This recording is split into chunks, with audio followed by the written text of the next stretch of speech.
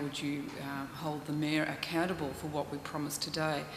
It's a really interesting question, and people can say a lot of things, they can make a lot of promises, months go by and people tend to kind of forget them and tuck them away.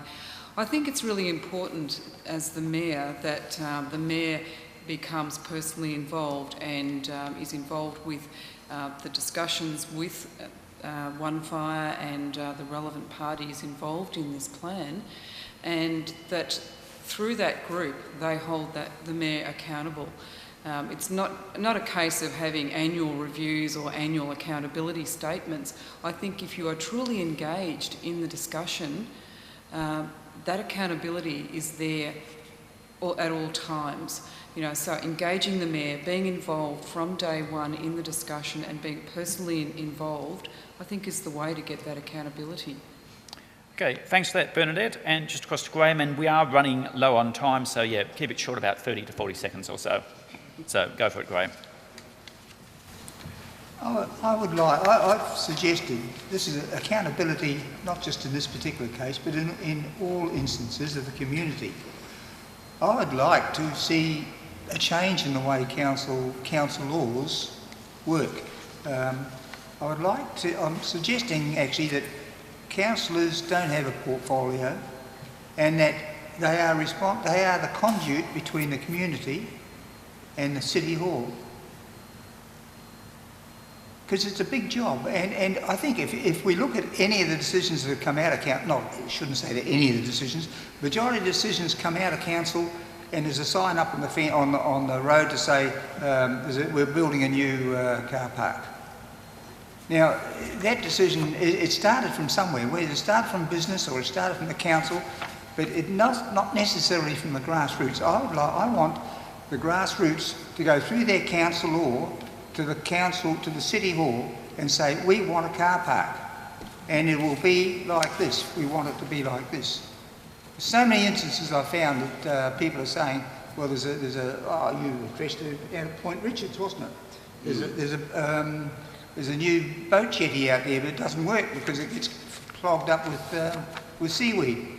Because the locals said if it was pointing northwest, it wouldn't. Okay, Graham, we're just sort of running out of time a bit there, so you could wonder that. And moving across to Sue then for her response.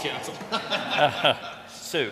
Okay, I'd just like to take a slightly different tack because I think it's a very fair question. How do you keep your public figures accountable? In my case, I'm a member of a political party which is Socialist Alliance, and we have policies on reconciliation, and they're policies that are very much reflected in the sort of question that Vicky's asking. So the way you'd hold me accountable is not only by what I publicly say, but what I'm publicly committed to, and I'm committed to those policies because I see myself as a representative of those policies. And I think in the end that's the only way you can really hold people accountable. Find out what they say and make them promise that they're actually going to keep the word of the policies they put forward.